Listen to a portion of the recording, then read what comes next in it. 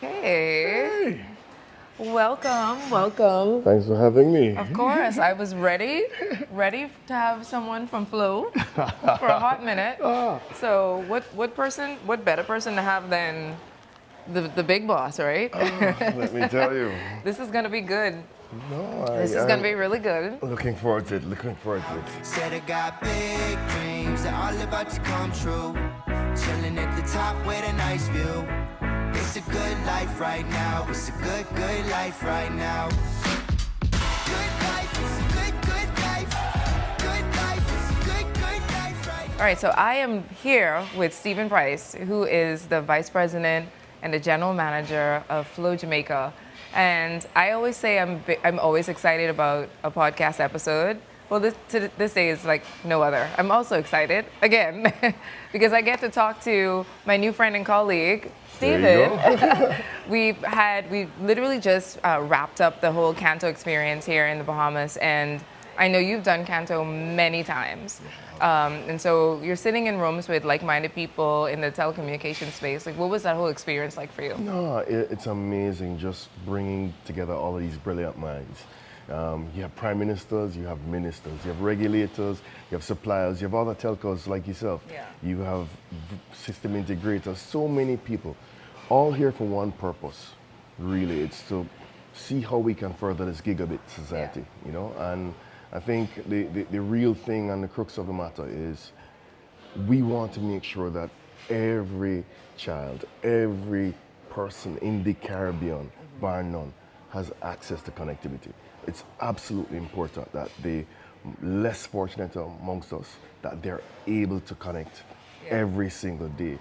It's a sort of digital poverty that we do live in the region in most countries, you know, and we have to find a way how we break that cycle, because every percentage of internet penetration you get in a country, it spins off about 3% growth in GDP. Yeah. So we should be all invested in trying to make this happen, to make our countries more independent.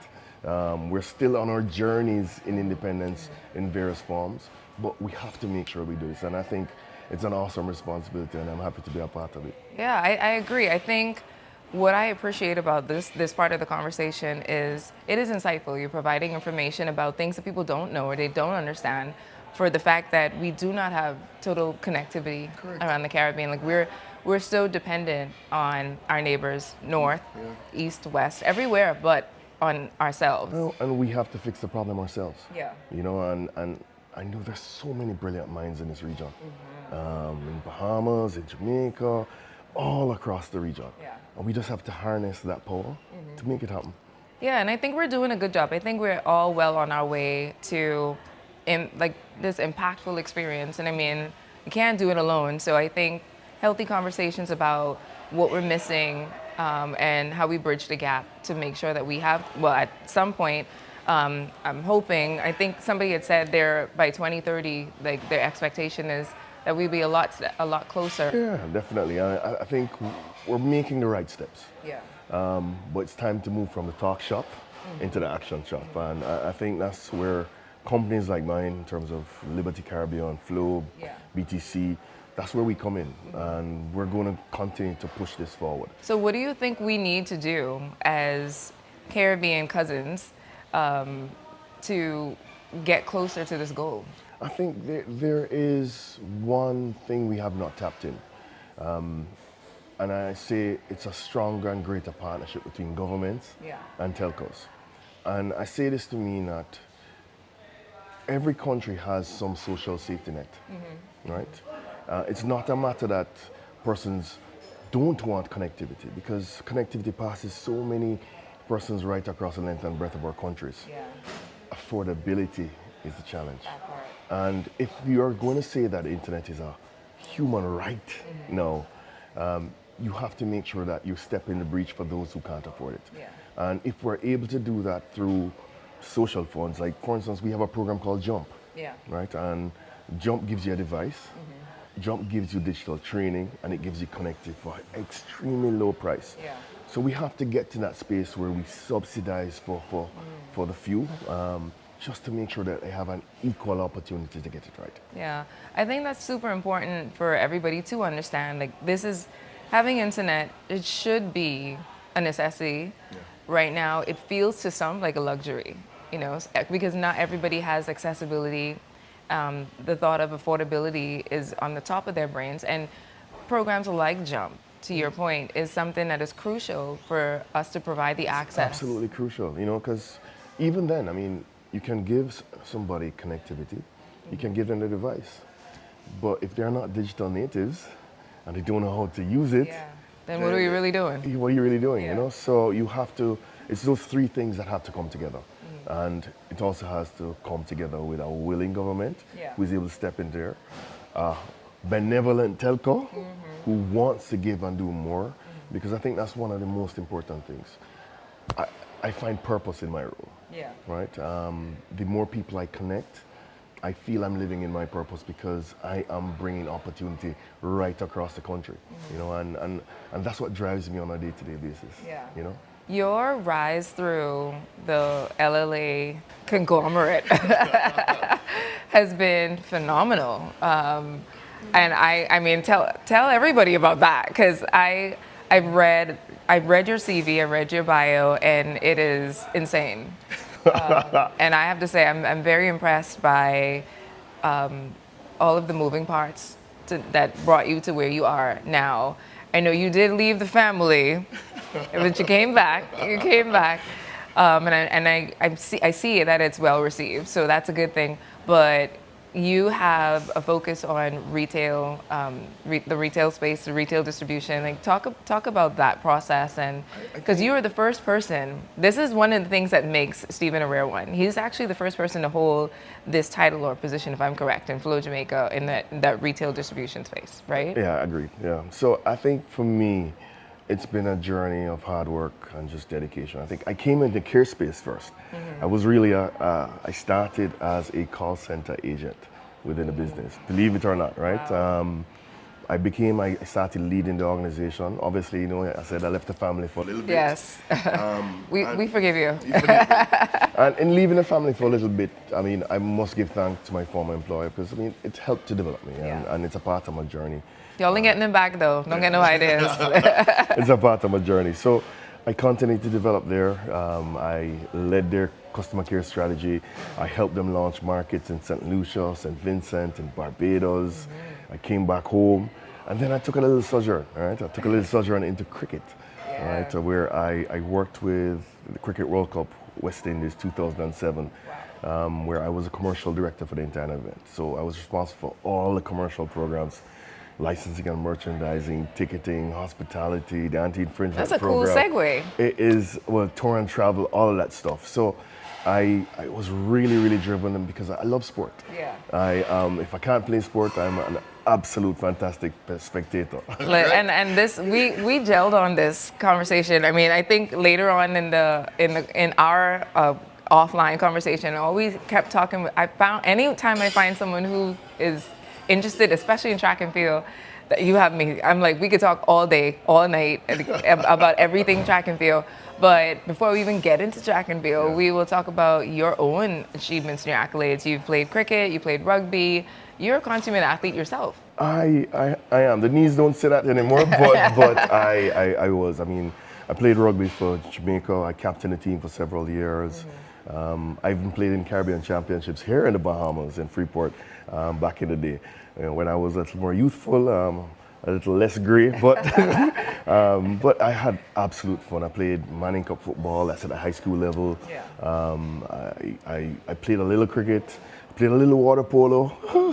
Oh, you're very versatile. So okay, that's pretty cool. I did a couple of sports in the space. What would you say is your favorite out of all of them?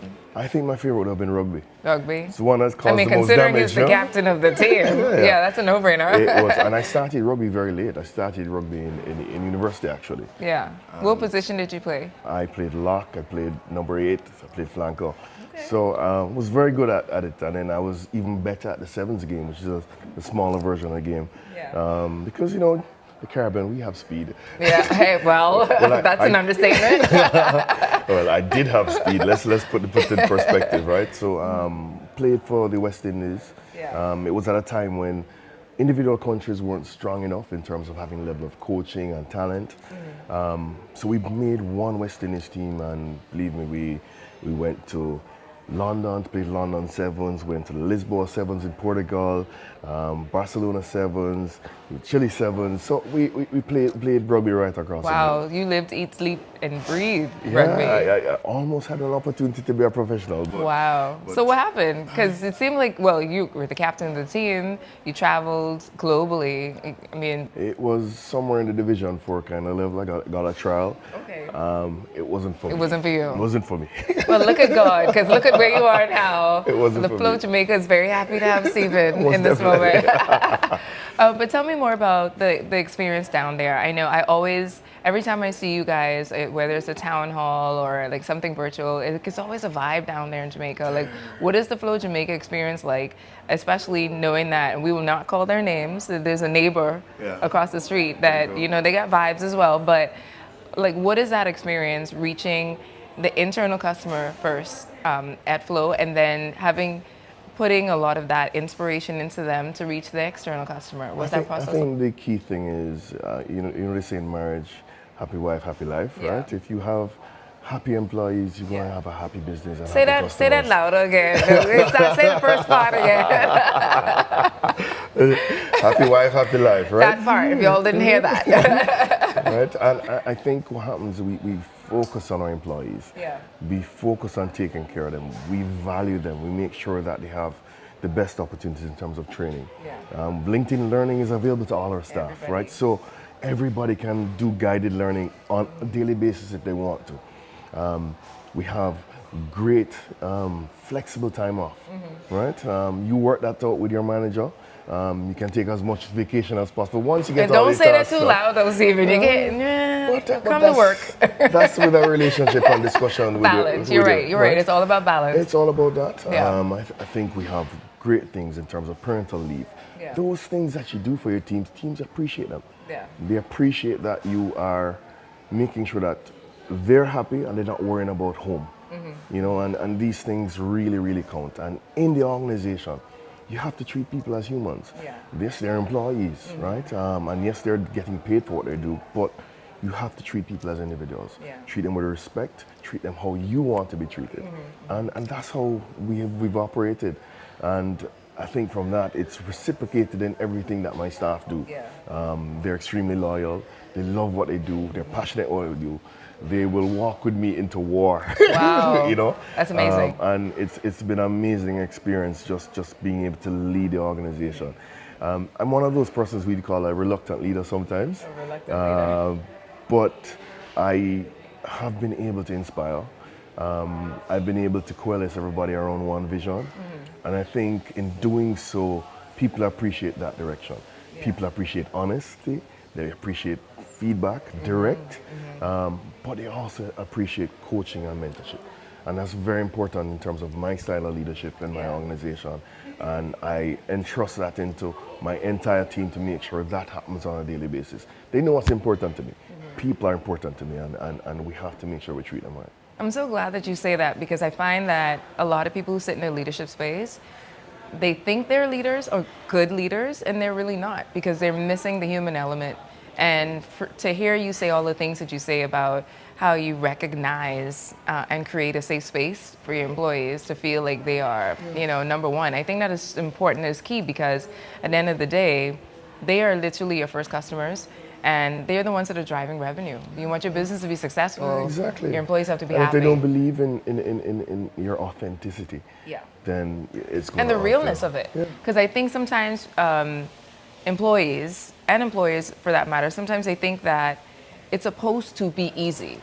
Nothing in life that's worth having, it really is easy. Really easy. But being able to understand and comprehend what the goal is, it makes it feel easy. Yeah, so it's a balance of having the right amount of IQ, but the right amount of EQ.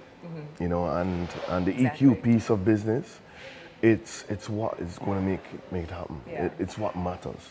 You know, and I will tell you this. I mean, there are team members who are no longer with me because they have the wrong EQ, the wrong culture. You know, and culture matters. Culture eats strategy for breakfast. You hear that every day. It's true. You know, so if you don't have the right culture, then your organization is bound to fail. And I do think it's teachable. I know sometimes people would be like, oh, no, it's not something, it's supposed to be innate. And no, I think our environment speaks for ourselves. Like, you know, when we sit in spaces where we can feed off of each other and learn off each other, culture is something that can be taught. It's like a virus, right? And if it's around you, you're infected by it. Exactly. And But good or bad. good or bad, you know? So we try to make sure that everything that we do, that it just goes viral within the organization and people love us. And I see you guys just did, I mean, the most epic rebrand. I don't know, like I'm so sick of y'all. Sick of the greatness that comes. No, I'm kidding. I love it. I love to see it. And that's not me. That's my team. Listen, they I are mean, amazing. that was next level. Your rebrand. I saw when you guys dropped, I don't know the right word for it, but was it curtain or drapes? Like you literally draped the building. We did drape the building. And 6 stories high. oh my gosh. It's the biggest banner That in was Jamaica. epic. And it's still there? It's still there? Still Your there. neighbors ain't coming yucking down? And the reality is it has a QR code on there, right? Yeah. Which if you bring your camera up to it, There's it's motion graphics, right? It can reality. move. Yes, So yes. it's a talking point It is for the town beautiful. for months now. Yeah, right? and You know? literally, I know people who trying to one-up it. They'll remain nameless.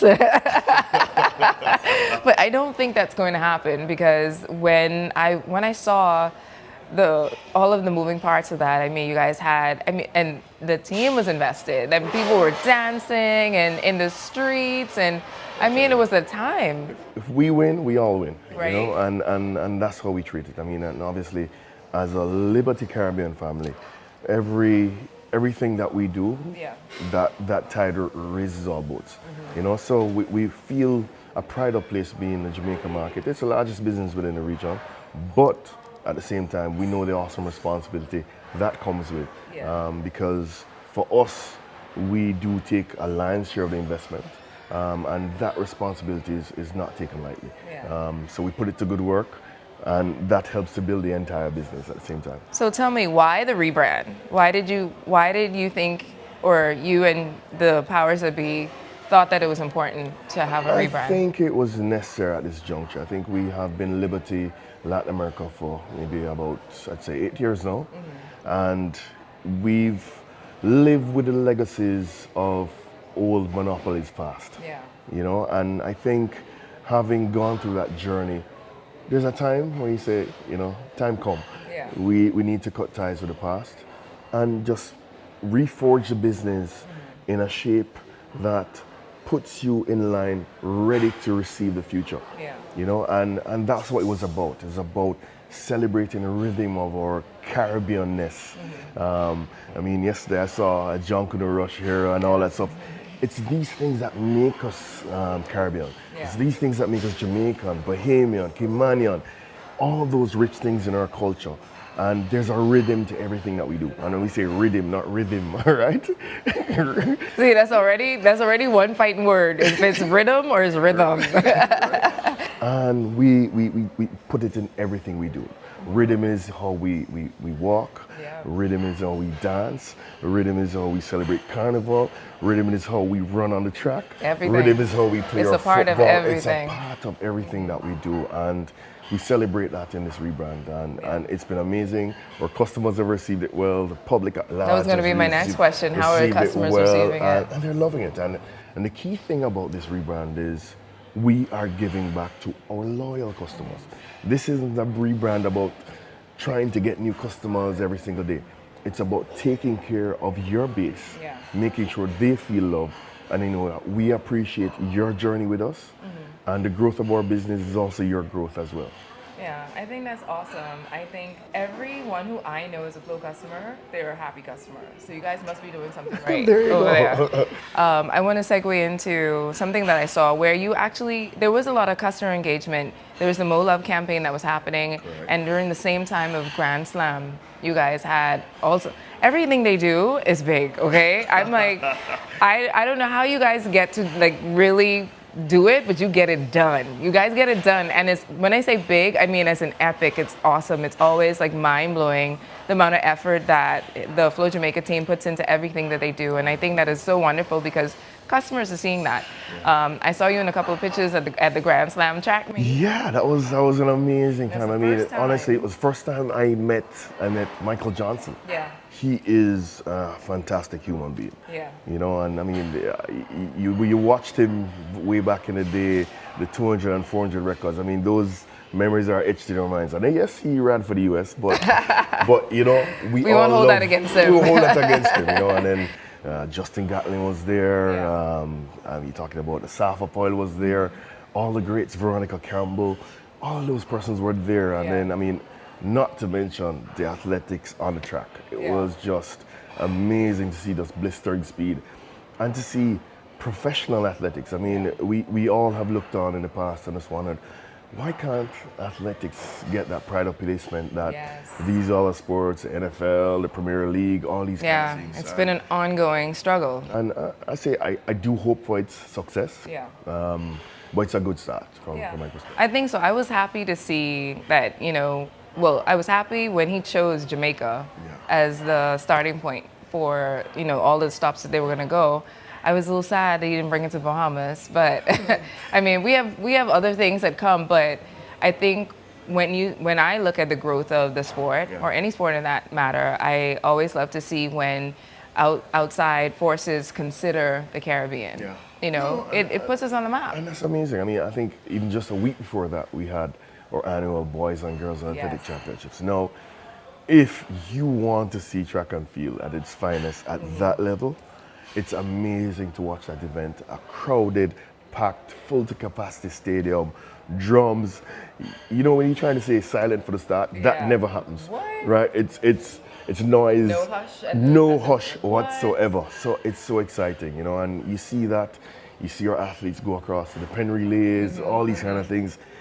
We have a rich heritage, and it starts as early as primary school, just like here in the Bahamas. And you can see how we put in the work as a country to really just better that. And it's great to see professional athletics in the space now. You gotta tell us the secret though, man, because the amount of speed that comes out of Jamaica. You seen says the yams, right? That's what they be saying, but listen, we didn't feed the churn yams, and they ain't moving fast enough, okay? So it has to be something else. I have a friend from Jamaica, and she was like, if I tell you, I'd have to kill you, but I will tell you, because y'all ain't gonna ever beat us. I was like, oh, this is what we doing? Oh, okay, all right, this is what we doing. Let me tell you, we know the sprints. We do well in the sprints. The 400, we give that to the Bahamas. Well, yes, that's we your own event. that part. We That's own your that part event. for sure. That's your event. Well, see, I'm glad we agree on something.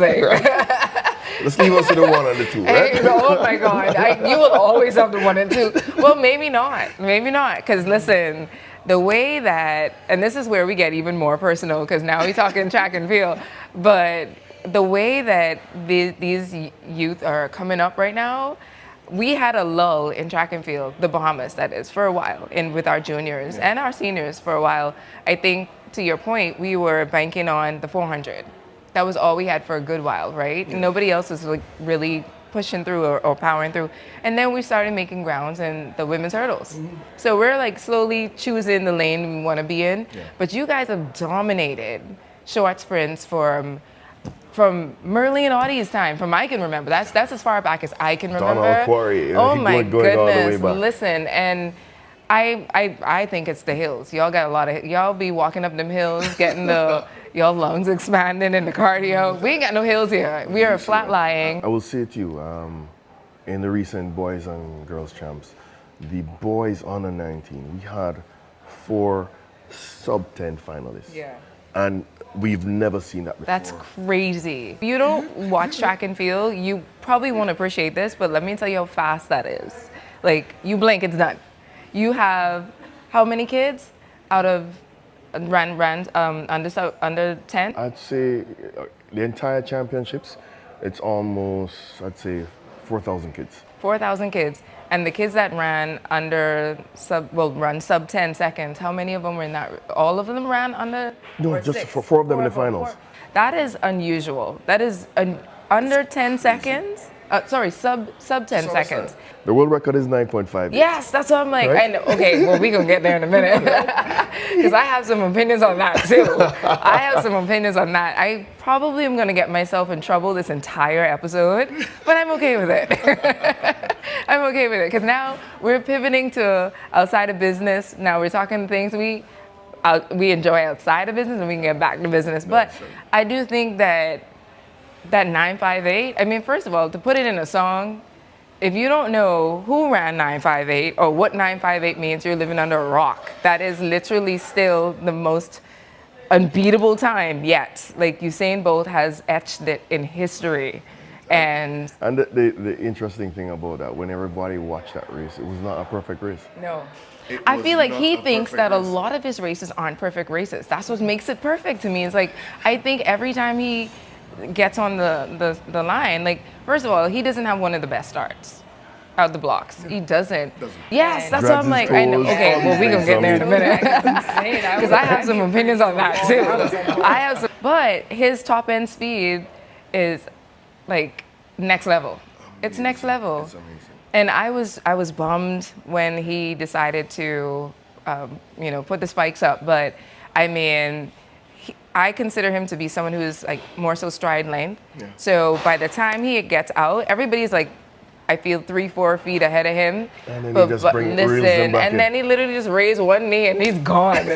four strides, he's at the finish line, right? I mean, it's just epic. He's just phenomenal to watch, and I think just seeing all of Jamaican athletes aspiring, especially the male, aspiring to get to that level, is what keeps me cheering for Jamaica for sure. I know, when we go to the Olympics, we don't cheer for Jamaica alone. We cheer for Everybody, Caribbean, right? everybody. We are one Caribbean when it comes to the Olympics. I don't know about that. It depends. If we're in the same race, if we're in the same race, now you know. We're in the same race. I mean, the Maybe a gloves are little off. The gloves are off. We are friends in that moment. We are friends when the race is over. But I'm thinking, like, now we're in this new spectrum, this new era where you have like Akeem Blake running. You have these guys that are Kashane. This is what I was about to say. I think World Championships is not too far. It's less than 90 days away. And Kashane is looking to me, like a lot of people say they think, I have friends that ran track and field and they commentate and they broadcast as well. And we have conversations all the time about, our theories on who's going to capture the goal and who's going to break records and all these things. And I was talking to a mutual friend who has a podcast as well. And we were like, he said to me, he thinks that Kashane is very much reminiscent of Asafa's running style. Mm-hmm. But behavior-wise, too. Running. But behavior-wise, I was like, he doesn't remind me of anybody. I see. He's his own individual. He is really... He's very quiet, reserved. One of a kind. He runs, comes off the track, doesn't stay around to interviews. Yeah, runs away from the interviews, actually. just stays to himself. I think he'll make his feet do the talking. If I had to do, I don't bet. I leave that for my dad. But if I did, I would place my bets on Kashane. No, I would. I think everybody is watching to see when Noah Lyles. When he opens his season. I mean, he's opened his season already, but y'all honorary Jamaican runner by way of fiance. There you go. Hey, but not on that day. Yeah, not on that day at all. But I mean, not on that day. I think everybody sees that. He's the one to beat. Yeah. And everybody's just looking forward to see when that happens. Listen, right? I think that's when it's truly going to feel like the changing of the guards. Yeah, I feel like it hasn't felt like that way yet. No, it hasn't felt that way because, I mean, after you saying we had a lull in men's sprints. Yes. And there was this all worry that, Jamaica, we're on a crisis. Yes. And then I watched boys' champs and I said, no. Yeah. And because the women have dominated they hold it down. And I literally was like... The most amazing thing for me at the trials the other day was to see Shelly Wi-Fi. Yes. I needed her to have this last hurrah. Yeah. When we saw her on the track. I was happy for her. There were tears in the stands because everybody wanted her to get there. It literally was one of those moments where like you wish you could put it in a frame because it's not going to happen again. It was her last hurrah. It was her last hurrah. And The Olympics, that was unfortunate in Yeah. terms of what happened with that. Oh gosh, don't get me started. And I'm really upset about that. But I think she will come good. I mean, Yeah. I think she's gonna give her A game. I think a lot of people are counting her out, making her a dark horse. And I'm like, okay, first of all, There's no dark horse here. this lady has created an experience for women's track that not many people have. 20 years at least in this field, dominating. How dare anybody dark horse her? Like what? Not at all. Not at all. I was like, well, she may be a horse. She's fast, but Or she's pocket not. rocket, that's what she is. Pocket rocket, mommy rocket. The only thing horsey about her is her speed. Okay, I'm like, dark horse over there. So I think when she gets on that, when she gets the opportunity to just show up the last time, I think she's gonna show up and show out. No, and I'm here she for will, it. she I'm will. definitely here for it. It's unfortunate that our fastest won't be there in terms of Teal. I know. Or her sister. Let me tell you, when those twins broke ground, I was like, who are they? Where y'all getting these people from? Where they're coming out of everywhere? I mean, y'all just fast Edwin as Allen. hell. That's the high school. Let me tell you. That's the high school? Yeah. Oh, see, that's a secret. Y'all hear what he said? We gonna put y'all children in Edward Allen. No, but we have, I mean, if you come to Jamaica to watch champs, Yeah. there's some major rivalry. KC, JC, and Calabar on the boys' side. Edwin Allen, Yeah. Heidel, and Herbert Morrison. The rivalries are strong. Serious Strong. I mean, I love that. I love that because I think what made me want to do a podcast like this is really to tap into those kinds of experiences. Like what makes this person or this entity rare, and to be able to have that kind of rivalry and be responsible for bringing the top 1% out of the country. Like, I don't think people understand how amazing that is. But it's also what I would say to you, the quality of our coaches Yeah. has been amazing. I mean, when you think about Glenn Mills, Yeah. Ooh. you know, Yes. and then the And greatest, Frano, yeah. greatest out Yes. of the MVP camp, they have done studies at this thing and broken down races to 10 meter by 10 meter. And they've analyzed it to death and have created a kind of perfect race for each You know what I like about them though? Now we're talking about the coaches. They so chill. They're so chill. They so chill. And they're athletes. But rapidly defensive of their teams, right? Yeah. I mean, they will fight for their teams to the end. And I love that. I love that for them because I think that coach-athlete relationship is something like they build a bond. They put all of the work and the effort in building not just a fast athlete, but relationships. And I think that has a lot to do with it as well. I know there's rivalries in Jamaica as well, healthy rivalries of that. But I think that makes it even better for the sport. Like if you gotta best somebody this day, tomorrow is my day, then you keep moving the needle and dropping those times. And I think that is one of the rare things, I think, coming out of Jamaica. There's so many rare things coming out of Jamaica, but that's one of the things that I love the most. So I'm excited.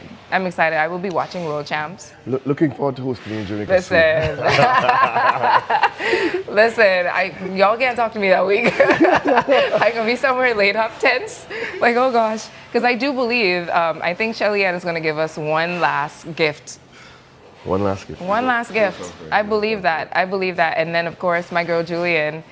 She was just a guest on the show. I think Julian don't like to lose, and after her stint with Melissa Jefferson, I think she was like, okay, game on. Let me take my earrings off for y'all. It's gonna be so good. Put the hair up. Listen, they gonna be tying them hair down. Ain't nobody gonna be. Well, Shelly can come with her wigs. I love it. I love the colors. I love the fashionality. I love it all. The fashionable looks, and I'd be looking forward to that too. Like, what color are they gonna wear? That needs to be a thing. Like, guess which color they're going to wear today. She'll surprise you. I know, but I love it. It works for her, and I think it's going to be amazing. I know you guys have had a really good relationship, Flo, with Elaine Thompson. Yeah, unfortunately. And it's unfortunate that she won't be on the track this year. How is everybody in Jamaica feeling about that? I think everybody's disappointed. I mean, we as a brand, because she's our brand ambassador. Yeah, she's your ambassador. We're disappointed, but take our time and heal Yeah. properly. Yeah. And I know it will come back next year. Because there's still 2028 to look forward to. If all exactly. goes well, she'll be back strong for the Olympics. So we're in our corner Yeah. forever, you know. We're a loyal brand, and we love Elaine to death. Promotional consideration provided by Bar Paul, a Golden Resort and Residence bar. Well, let's get into more personal stuff. Hey, now that we talk business, now we're talking personal and family. A little birdie told me that you were a justice of the peace. Yes, I am. What made you decide? I can't imagine waking up one day and saying, "Hey, I want to marry people off."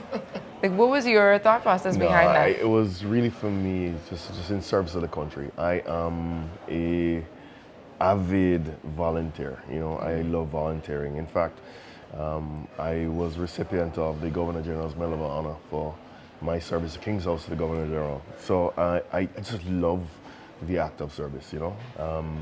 So clearly that's your love language, acts of service. Let me ask your wife. What is Stephen good at? What does he do for you? No, tell us. Since it's acts of service, because you're in Rotary, you're Chamber of Commerce. American Chamber of Commerce, yeah. The list goes on. This goes on and on. And he asked me how I find the time. I mean, I think I just love to do these things. I mean, I think for me professionally, it helps my organization. Yeah. But also it helps me as an individual as well in terms of just how I give back, how I serve nation, businesses all right across the length and breadth of the country. I just love giving. Yeah. You know, and it's just been... And how do you find the time to give? Because you are one busy man, so to be able to give back and be community minded, I mean, that's great in theory for a lot of people, but they just can't do it because how do you make it happen? It's about prioritization. I mean, I first start with my family, right? My wife and kids. That's the most important thing. Yeah. I have to make time for them. Yeah. I have to make time for homework, have to make time for all these things, etc. And that's shared because both my wife and I are professionals. Yeah, You know, yeah. she heads up the Deloitte practice in Jamaica. So we're both busy people, right? You know, so we have to make that time, Yeah. and we have to be deliberate about that. But then after that, work fits in, and then everything else fits in around that. You know, I mean, yeah, it's 24 hours in a day. Yeah, I do sleep. Yes. I was going to as well. ask, when do you sleep? As well, but I mean, you just make sure you make sure the things are valid. That's why I teach my employees. If, for instance, somebody has a challenge on a particular day, their daycare circumstances aren't working out, work from home for that day, right? If, for instance, you have your kid with you, you can bring him to work, right? Just to be, Really? yeah. So I mean, we allow those things. You know, it's about understanding human condition that these things happen. Yeah. You know. I like that. That means you can get the best out of people because you realize you see the best in them, so you can get the best out of them once you pour into them. I like that. Exactly. You know, so we give and we expect, right? So I mean, if we're going to lay ourselves out That there part. for you, we expect. Yeah, it's a two-way street. Do Ain't your no part. unrequited nothing over here. You Yeah. have to make sure it's a give and a take. And in anything you do that's successful, like you have to be able to have that balance. And I'm happy to hear you as a leader speaking about, you know, being able to understand and be mindful. I'm so passionate about it. Yeah, I think that is awesome because community service, as well as being able to be in tune with the human element, like you said, IQ versus EQ, that's rare. That is rare. A lot of people don't have that. You have a lot of leaders that are big on one, but not the other, not both. So that definitely is very rare. See, that's another thing that makes Stephen rare, because a lot of people. I've been in a professional corporate Bahamas space my entire career, and I've had many different types of leaders that I've followed, and I can tell you, not many of them check off boxes where they are paying attention to the human element while being able to balance the expectation of what is required of the employee, and then leading by example. You know, that is not something that happens often. I think for me as well, you also have to continue to learn. You know, for me, I tried to do a podcast. I tried to read a book. I'm an audiobook guy. Yeah, right? So Audible I do for me. Yeah, I like Audible. Audiobooks during drive time. Yeah. So whatever is new, whatever new management book, etc., psychology, etc., I'm into a lot of that. So So it helps me, you know, it helps me to continue to grow as well, you know. Again, when do you sleep? That's drive time. Right? So I'm like, whoa. Drive time, so it takes me 2 weeks to listen to a whole book. Right? Wow, because I'm like during drive time. We have a lot of traffic. Oh, okay. Well, our 21/7, we could relate. Depends. We have pockets. I know you talked about. I'd be remiss if I don't talk about the rivalries we have. You talked about all of the different high schools that you guys have rivalries with, especially in track and field. We have something similar as well, and I think that's why we're making a resurgence in the sport because our rivalries are strong. When I was growing up, I went to a junior high school and senior high school, but we refer to everything as high school here. But I went to St. Augustine's College at one point, and I remember when I was growing up, St. Augustine's rivals was St. John's College. And now, the Big Red Machine, which is called, hey, all my Sackers, now Queen's College, the Comets, like literally it's a movie. When you see the school spirit that all these schools bring here, and you talk about like where you want your kids to go, like you want them to go this school, that school, it's literally a fight in households. Like where's the kid going? Are they going to Queen's College or SAC? Like, so I'm gonna ask the listening audience to tap in and tell me, are you Team Comet or Team Big Red Machine? That's gonna be a discussion for later. But we have the biggest rivalries here in the Bahamas. And so I think that is also something healthy that leads to what comes out of our countries. And it happens in Jamaica. I mean, at track and field, there's just so many rivals there. Like, for instance, my school, St. George's College, our rival is right across the street. It's called Kingston College, right? Oh, y'all don't fight? And Kingston College right across the is, street. Wow. we fight at football, we fight at track and field, but they're dominant in track and field. Kingston College has the most titles at boys and girls champs of any school whatsoever. So we have to give props to them, right? We only have 2. Right? So they dominate there, but football, we have the edge. That's y'all. Well, y'all don't start no fights in the chat. Steven said what he said. But I want to segue into the fun part. This always gets me excited to talk about, like, getting to know you a little bit better. In the Bahamas, we're going to go through a couple of questions. I got my phone because there's so many questions I had to add that I know Steven's going to be like, what? Well, it's going to be fun. Sure. The first thing, in the Bahamas, we always have this argument with people from other parts of the Caribbean. And so we will start with, we call it peas and rice. We call it rice and peas. How is it rice and peas? Rice and peas. We gonna start fighting right now. Rice Let me take my earrings out and see Peas come on top. It's not peas and rice. No, it's peas and rice, or peas in rice. Like the peas is in the rice.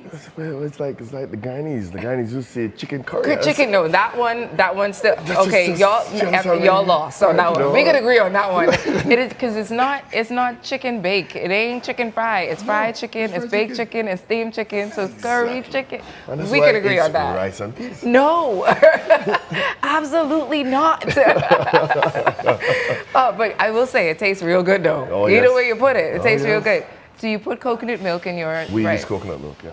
So that's another shared thing. Me, I'm not a huge fan. I'm not a coconut milk girl. Really? I know. I probably lose my Bahamian stripes on that one, or my Caribbean stripes, but I know I'm like, one stripe gone, because I cannot stand coconut milk in my rice. Oh my God, It's what makes, if you want to upset me, you want me to come to your house and you want to feed me that. I will not eat it. I will not eat it. I do not like it. I think I had it growing up too much. I think I just had it too much growing up. Maybe that's it. Okay, so I got a couple more questions for you. What is your go-to Jamaican comfort food after a long day? Devon House ice cream. Devon House ice cream. Why that? Particular Devon House. They make ice cream from scratch with the flavors of the land in terms of mangoes. Ooh, so it's like very sorbet-ish. Yes, man. It is amazing. That sounds good. It is sought after world all across. I mean, well, you better when find some way to ship us some. When you get to Jamaica, we'll take you straight to Devon House. Well, I'm looking forward to that. Yeah. Coming soon, I promise. Which Jamaican saying or proverb do you find yourself using the most? Little bit with Talawa. That's a little overplayed.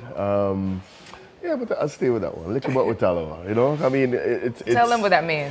Little bit with Talawa, it really means that you're really small, but you can do great things. Yeah. You know, Big and shoulders. that's how we fight as a country. Yeah. You know, it's small country, dot in the middle of the Caribbean Sea, and we make waves right across the globe. You're right about that. Definitely right about that. If you could teleport to any parish for the weekend, where are you going and why? Any parish? Portland. Why? Quiet, peaceful, green, Yeah. right on the beach. It's one of the most serene places to vacation. I'm adding that to the list. You made it sound like it's good. It's chill. It's chill vibes. Ecotourism, all of that. Now, ain't no mosquito day, Steven. 'Cause I can get another Bahamian God revolt. Don't worry, we'll take care Because of we this. got mosquitoes as big as birds here. Well, So we have my an Air mosquito Force back home, intolerance is huh? it's a little low these days. Ackee and saltfish with roast breadfruit or with fried dumpling. That's my favorite dish. Well, you see, Ackee. it's not either or. You have to have it with roast breadfruit, boiled bananas, fried dumplings. See, this why they be. See, that's the secret right there. It's not either or. See, I know I was gonna get the secret out of him, like little by little. That's why they fast. They eating everything native while we over here. Oh, who you think got the best KFC? I want to have you been to the KFC here? I have not been to the KFC I here. think someone is failing at his job. I have not been to the KFC here, but I have it from good sources that Jamaica has the best KFC. I know he was gonna say that. More fighting words. See, we gotta take you across the street. You gotta get But Kentucky. I will say to you, we will share the title, and I'll tell you why. Share the I'll title, tell you why. okay. Because the same family in Jamaica, the Miles, the same family here in. Oh, okay. So it's a tie. In Bahamas. It's a so tie. we will share it. Okay, fair enough. I'll take that. Yeah. What Jamaican festival or holiday do you enjoy most? I enjoy, and there's a reason for it, right? I enjoy independence. And the reason for that is about 16 years ago, me and some friends, we came together and we created a festival called Dream Weekend, Okay. right? We have it in Negril every single independence holiday. Nice. It's 5 days of extreme party, right? 10 events, 5 days. Wow. And it's been something that we've been doing for 16 years. It's a business, Wow. but it's amazing. And it's the same team that for me, we also have the largest band in Jamaica called Exodus Carnival. I'm familiar with Exodus. I was this close to coming to Carnival this year. So yes, so I mean, I dabble in entertainment as well. So I Nice. mean, so those times, Easter for Carnival, Independence for Dream Weekend. Well, I hope I get my invite for both next year, since I've definitely missed Exodus vibes. I hear it's insane, Yeah, but and it is I don't insane. think I'm not a huge proponent of large crowds. So I think what you guys do for Jamaica Carnival, it sits right in that space of comfort where you don't feel overwhelmed. You don't feel overwhelmed. And I think the key thing for us as well is we've created an identity for Carnival in Yeah. Jamaica where we play soca, yes, but we also play dancehall. Yeah, well, see that you get me there. So the merging of the two just get me there. create a surreal experience. My absolute favorite music artist in life is Buju. Buju. I get up in the morning and if I need to get a good start to my day because I'm not a morning person, I'm playing Buju on repeat, and I'm gonna start it off with Walk Like a Champion. I gotta wake up, so I'm like, you better get your act together. That's my get my act together song. Yeah, and then I'd start with Not an Easy Road. Ooh, I like that. See, listen, you ordered something. That's what I'm talking about. Yeah, I am. And then my guilty pleasure, another Buju plug, is Browning. Ah, Listen, I will play that on repeat. I be dropping my son to school, and I just be vibing, and people are like, who's she dancing to in this car? Like, the music be all the way up. I love me some reggae music. Having said that, if your life had a soundtrack by a Jamaican artist, would it be Chronix, Barris, Cartel, or Bob?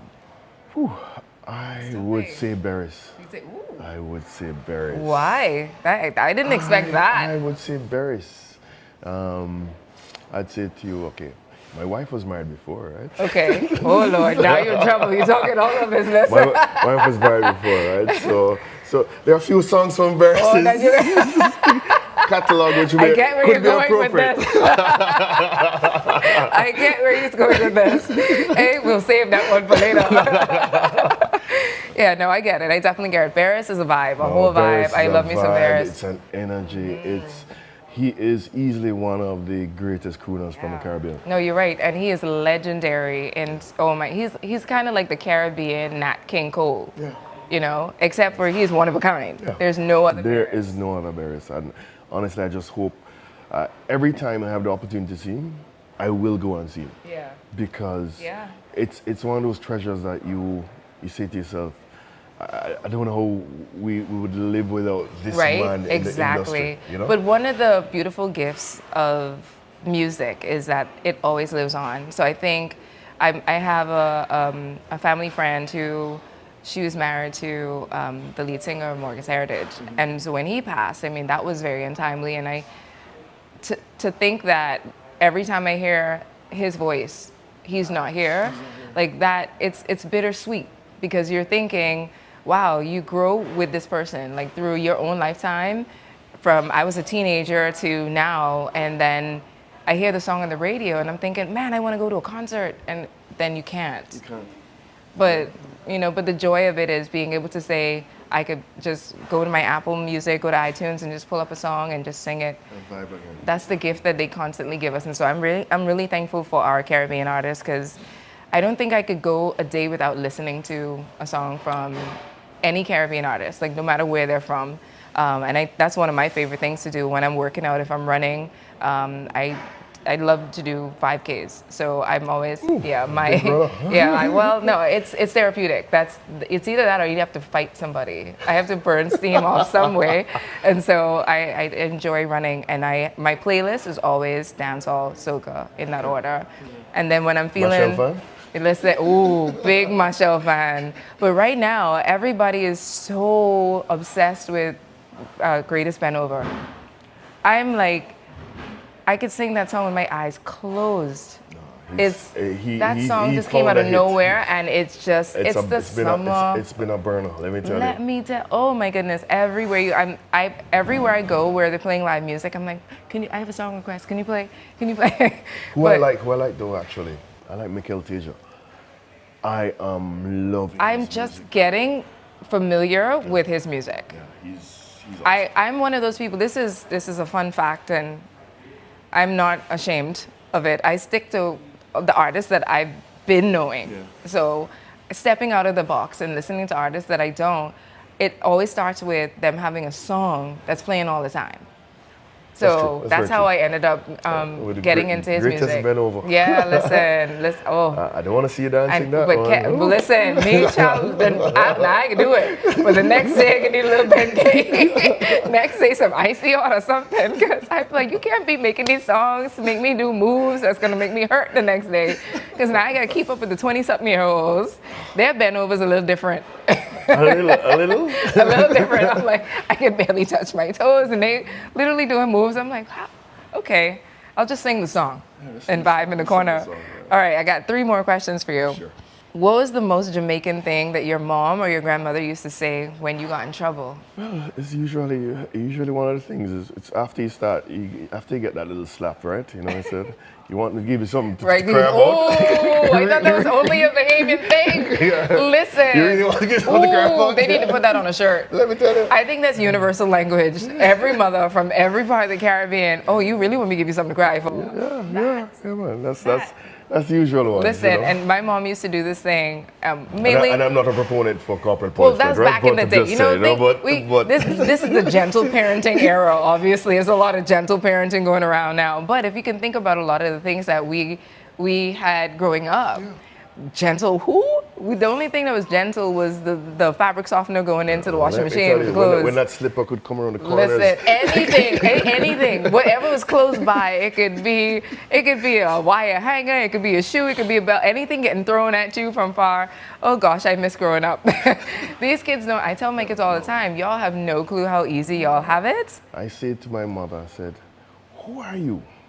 When I see what my children get away with her, I said, "No, you. Where is my mother?" Yes. What have you done with the person that really was like a militant growing up?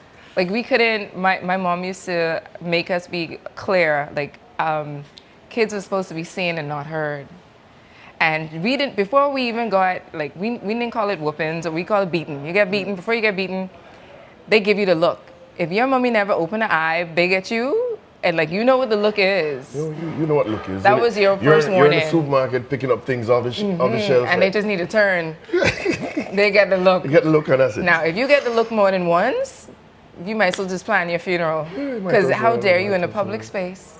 Shame me. Shame me. Don't shame me in public. Don't ever embarrass me. Right? So which brings me to a question: how do you parent your kids? Being like, since you grew up very traditionally Jamaican, what are some of the things that you took from your mom? I think, okay, I grew up in a single parent household. My dad left when probably I was 6, right? He left for the better life in the States.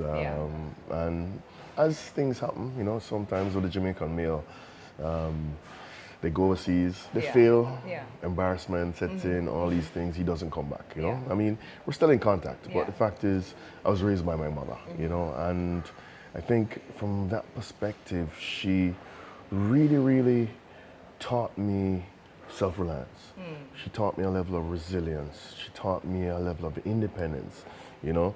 Said, you know, you when you learn to cook, you know, because no woman going to make you dead for hunger. Right. And you better go cook. Right? And Yeah. she taught me how to cook. She knew, I knew how to take care of the house because I was the only one there with her.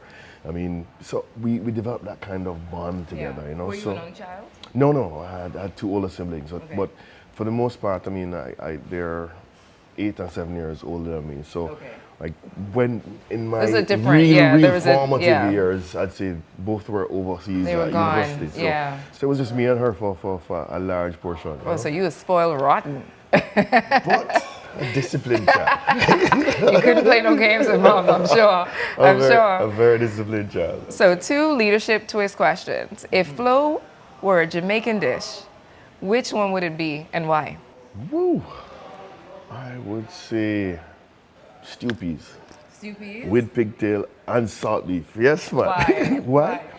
Because we have a little of everything mixed in, right? flavor. We have the spinners, we have the peas. You know, you have all your seasonings. You have the pigtail, you have the salt beef. You have all of these flavors just bubbling up, and Making us it's just a melting pot of goodness. Oh, I love that for y'all.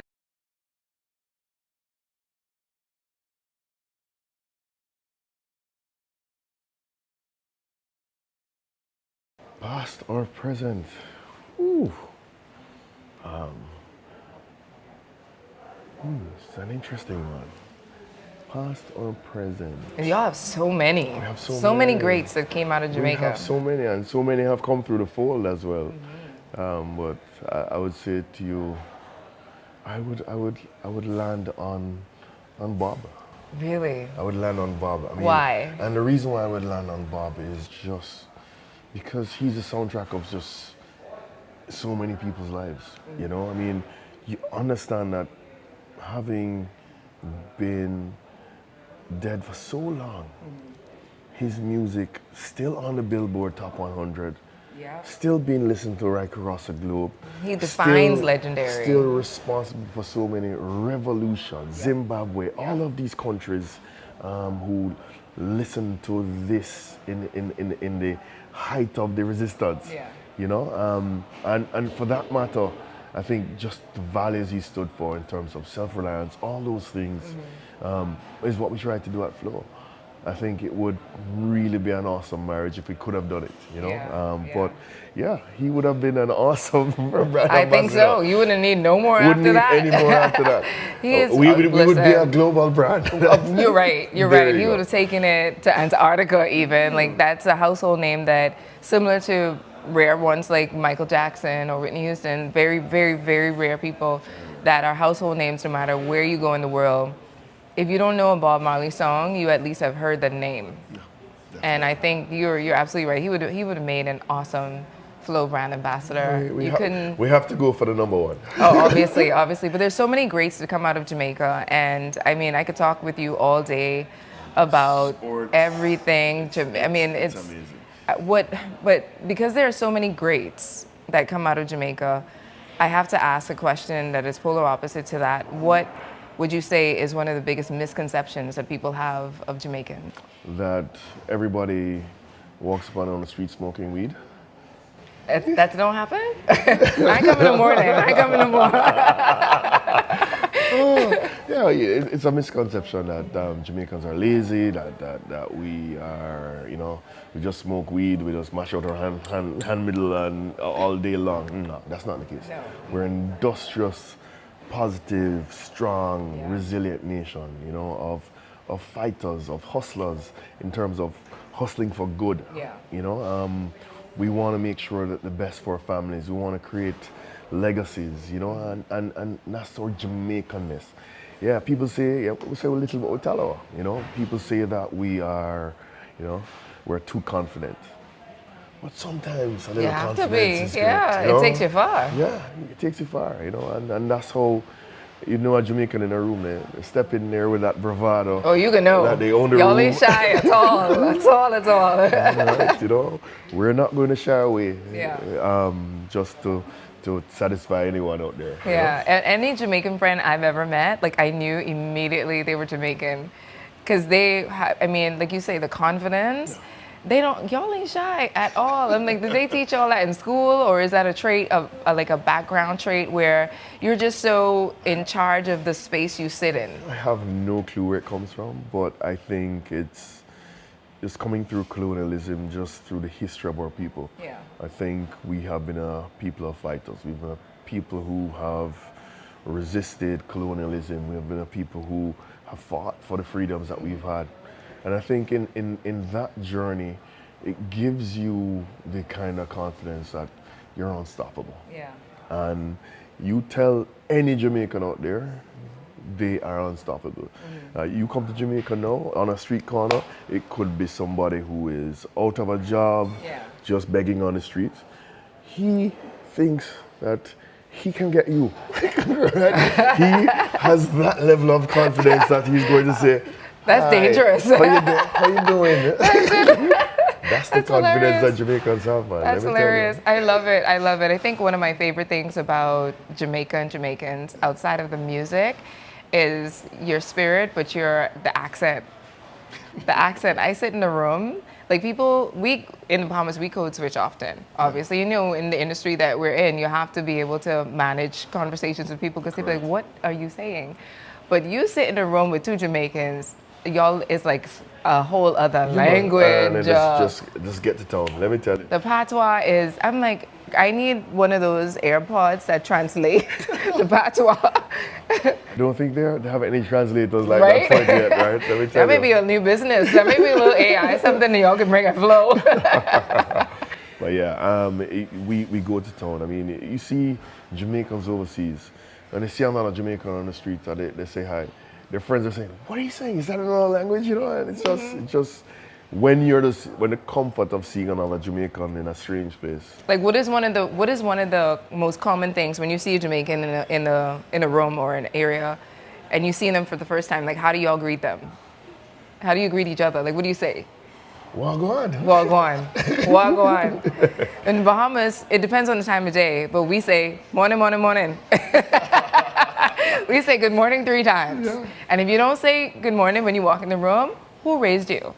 Yeah. Like, we are some of the most, the Caribbean people, and I've learned this the hard way, we're some of the most mannerly people. And that's what we were taught. Yeah. That's how we were taught. So you enter a room, you say something. You say something. You walk in the elevator. I remember going off to school, and I was going in the elevator going up to one of the classes that I was attending, and I walked in the elevator. There was another Bahamian girl in the elevator, and so we were talking to each other, and this other person from another country came in. They said nothing, and she said, "Oh, we wake up together, eh?" Like, you see us already here, you don't speak. Exactly. Like, we Caribbean people, we're just different. We're different. Yeah, man, and we're going to tell you. Yeah, and we will tell you. We will tell you. My last thing for you, Stephen, because I really enjoyed this conversation. There's a lot that I've learned about you today, but I want to know, in just one word, how you describe Stephen Price. Give me one word. Maverick. Maverick. Why? I like that. I wasn't expecting that. So tell me why Maverick? Why do I say Maverick? I am not going to be conventional in anything that I do. I think you're meant to break boundaries, and the simple, always done ways that we operate aren't going to get you there. Yeah. You have to create new roads, create new paths, and that's what I've always been courageous enough to do. I like that. So guys, we've been talking to the Maverick all day and we could continue this conversation, but you know, it's that time. Stephen, thank you so much for coming on and so happy to have you repping Flow and repping Jamaica and repping all things Irie. But I look forward to coming to Jamaica. You are so welcome. Just there you give go. me a holler when you get there. Y'all hear that? We are holding him to this. This is on tape. All right. Well, thank you so much again, Stephen. I really appreciate it. Thanks for being a rare one. Yeah, and I man. will see you again. Thank you so much. Appreciate it. All right.